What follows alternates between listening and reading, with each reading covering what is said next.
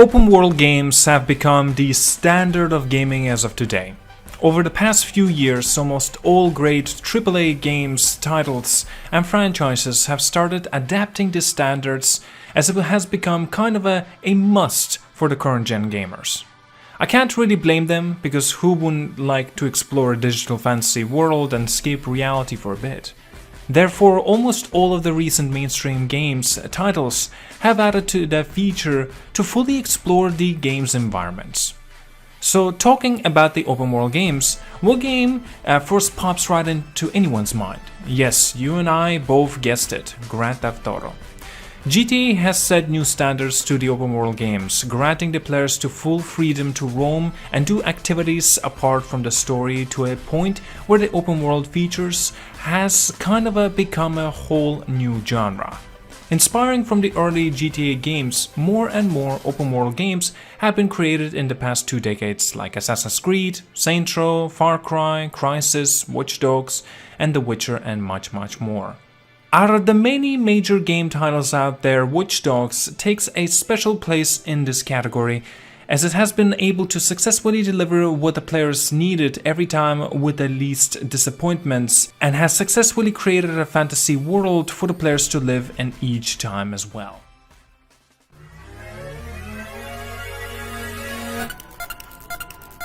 Watch Dogs series falls under the action-adventure game genre. The series is produced and published by the Ubisoft, and the first game of the franchise came in 2014. This was a time when the gamers were deliberately looking for more action-filled open-world games to occupy themselves in. Ubisoft managed to pull off a great game filled with the action and the activities, introducing yet another great game series to be ever created. The first game introduced a hacker who is seeking revenge for the killing of his niece in a world where the player could control various elements of the world, like the trains, traffic lights, cell phones, and security systems. The game features a GTA-like experience, which fans loved, where you can drive vehicles, roam freely, and interact with other people and objects. The main reason why people absolutely loved the game is because the games allowed players to engage in more and diverse activities than other similar games so magically. The game went on to be a hit. This made sure that the Ubisoft continued the series, and other games would be added to this series. Then came the Watch Dogs 2, and oh boy, it took the experience to a whole new level. Watch Dogs 2 came out in 2016, 2 years after the first game, and can be considered the best upgrade of the game series at the time. This game was also set within a similar setting in which players control Marcus Holloway, yet another hacker. Watch Dogs 2 also featured a similar open-world environment where players could hack stuff like mobile phones, traffic lights, security systems, and even vehicles to assist in the gameplay experience and mechanics. The second game brought significant improvements in graphics, audio, and gameplay comparing to the first game. This was because the Ubisoft Montreal actually studied player feedback from the first game to help shape the second game to perfection. Watch Dogs 2 received a lot of the positive reviews and feedback over the significant improvements upon the previous titles, on the game elements such as the setting, characters, and driving. So if the game was an actual improvement over the previous title and clearly an alternative to the Grand Theft Auto 5, which was go-to open world game at the time, why doesn't the game is played as much as, or famous as much as, the Grand Theft Auto 5 as of today? Well, as we already know, Ubisoft is notorious for releasing games with bugs and glitches. Watch Dogs 2 also had a few which were patched later on. Even though the combat system was brilliant and fun to play, the firearms and how they occurred was also criticized. Another considerable failure was the multiplayer of the game. Although the multiplayer game mods were amazingly fun and engaging, a proper player base didn't occur, which might have caused the devs to lose interest in it as well. Unlike games like Grand Theft Auto 5, Watch Dogs 2 rarely got updates or new content, and these might have led to the significant loss of the player base, causing the player to move on. Nonetheless, the single player experience was simply amazing, and the game actually deserves recognition just for that.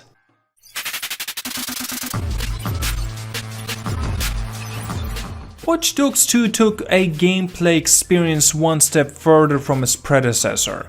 Still sticking to the action-adventure genre, the game introduced more open-world elements to players where the possibilities were immense and the world itself was more alive and fun. You're playing as a talented young hacker named Marcus Holloway, as I mentioned, in a third-person perspective. Marcus hacked a lot of the stuff in the world, like almost every pedestrians, traffic lights and vehicles. This set of hacking in the game mechanics was absolutely a 200% improvement over the first game.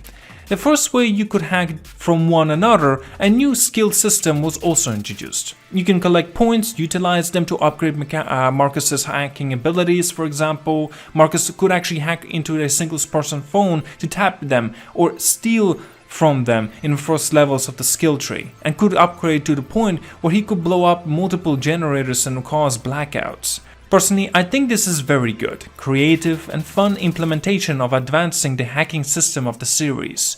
All of this was managed by Marcus's cell phone, which tracked missions process, features the world map, controlling the radio, and even features a camera. The phone was also an upgraded battery-wise, which allowed advanced hacking features as hacking a consumed battery of the phone. Everything being linked was just brilliant. Ubisoft went on to extra mile and added really cool real animations to the game. Ubisoft hired professionals to perform a combat scene and especially parkours and use them in the game to add a brilliant touch-up to the game. Marcus can parkour around the city and this made the game more fun to play. And the fighting an enemy or rolling for the covers in a gunfight is just a treat to watch. Bad mechanics were just ahead of its time, to be honest. Even though you had to unlock weapons in a relatively odd way where you had to pretty much 3D print everything. There were plenty of weapons and skins to elevate the experience even more. Another brilliant addition was the RC quadcopter and a jumper feature. Marcus was able to control these remotely and get to the places where he couldn't in treasure hunting or use them to tag or lure enemies into stealth combat. So adding the RC buddies, hacking abilities, weapons and the stealth combat abilities of the game, there hasn't any other game that delivered a more satisfying experience at the time. I personally love to just combine the hacking abilities and different weapons to become more of a John Wick myself.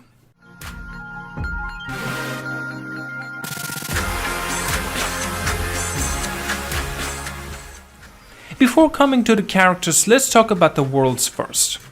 The game itself is set in the fictionalized version of the San Francisco Bay Area.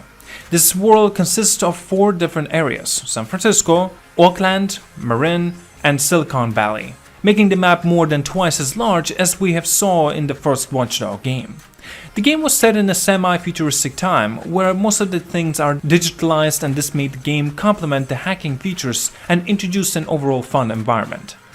The world was more active and alive with a lot of the various pedestrians. You could simply go up to them and pose for a selfie, and they will respond to you by posing back or punch you in the face. You can see drunks singing and dancing, people jogging and exercising in the mornings and responding to their personal life scenarios, making the world an absolute fun land. You can actually go around the world on foot or by vehicles. The vehicles include cars, trucks, buses, motorcycles, trams, and boats. The vehicles were also hackable, either unlock them and start them or completely control them. However, even though the game had noticeable improvements in vehicle control and physics related, it could have been better. Now, riding a bike and hitting another traffic was just weird, as Marcus was like glued to it and rarely falls off of it. The overall driving experience was a bit weird and could be improved in a lot of the ways, but that doesn't necessarily mean it was all bad. You see, at times most players were still more into the games like Grand Theft Auto 5, which featured better vehicle physics and controls, so people naturally might have started comparing them to the Watch Dogs 2 driving experience. Nevertheless, the roads also had various hackable features like traffic lights, which could be hacked to create jams, underground heat pipes which could be blown up, and spikes which could also be hacked in your favor. Even a car chase is fun, where you can use the previously mentioned features to either catch a guy or evade the enemies. So enough about the world and the setting, let's come to the main focus of the game, the characters. Well, I, myself, the audience, have mixed feelings about this part of the game. Seriously, the protagonist was a huge upgrade over the predecessor. People complained a lot about the previous game's protagonist, Aiden Pierce, as he was an unlikable character drunk over the blind revenge motive.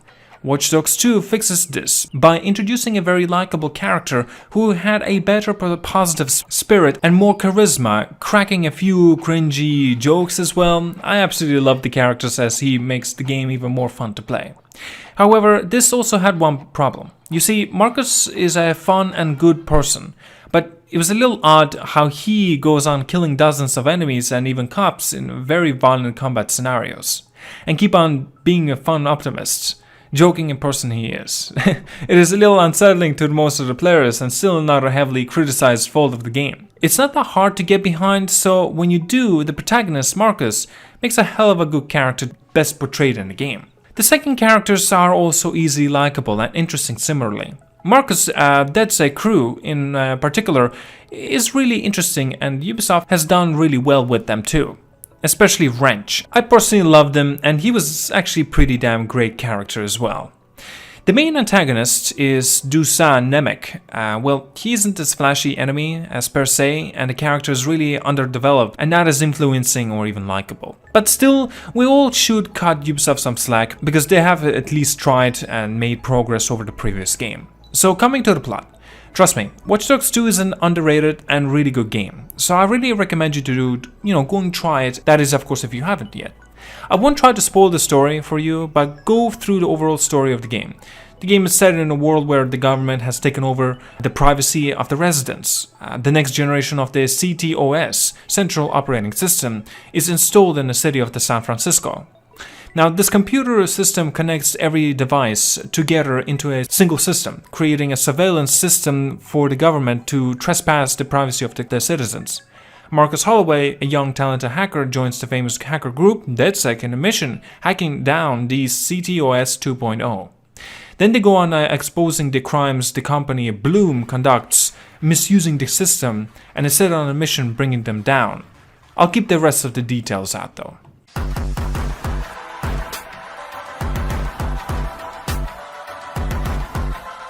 So I think you now have a better picture of the game and why it's better than what it actually been credited for. Apart from the huge improvement in the gameplay and the story of the game, there were also significant improvements on the graphics side and the music side as well. The first game and Watch Dogs 2 was just 2 years apart, and noteworthy improvements was seen in the graphics. The game looked crispier and detailed, with bright and vibrant colors. And a lot of current gen graphics elements were also used perfectly to bring out the improved world. Ubisoft have managed to deliver a very good world by studying and researching, by revisiting an actual location to inspire the game with the actual landmarks of that part in the game. The final greatness of the game is its music. The music played in its in-game radio and other scenarios were really awesome. The electronic and hip-hop music were really complementing the vibes of the game and specific missions. I personally enjoyed the radio a lot and helped me a lot when trying to achieve a platinum trophy, which I got by the way. The only complaint is that sometimes they tend to be a little repetitive. Nevertheless, the soundtrack composed by Hudson Mohake is genuinely enjoyable with plenty of the content. And here's a fact for most of you probably did not know about. Ubisoft teamed up with a famous musical producer, Oliver Heldson, to influence the video for his track Good Life to complement the Watch Dogs 2 DedSec style. Check it out if you haven't. So let's talk about the reception and the numbers of the game. Watch Dogs 2 didn't quite reach the expectations of the devs. The pre-orders were not up to the expectations, and the hype was also not that great before its release. More players were waiting for the game to release and then check out the game. But still, Ubisoft was hopeful and confident. The game came out and received fairly good ratings and reviews from the critics. The good word spread that the game was better than the previous game in every way, and it caused boost in sales. Watch Dogs 2 then went on to being the second best-selling retailer video game in the United Kingdom in its debut week. However, the overall sales were nowhere near to the first Watch Dogs game, even though the game was better in every way possible. The first Watch Dogs game sold up to 3.64 million copies in its first week, while the sequel couldn't pass the million mark. It just simply doesn't make sense. Lately, I've been playing a lot of the Watch Dogs 2, and it's been an amazing experience for me too personally. I really think you'd love it too, so I decided to make this video pointing out by why the game deserves to be recognized more than it is right now. If you enjoyed this video, like to see similar content as well, check out my playlist of the similar videos, which includes a ranking of the Grand Theft Auto games worst to best. Lastly, with your support on Patreon for just $1 in first tier, you can actually make these big videos possible. Please be sure to take a look at these, as they actually also include extra rewards as well. Guys, thank you so much for the support, I truly appreciate it. Thank you so much for watching and have a wonderful day.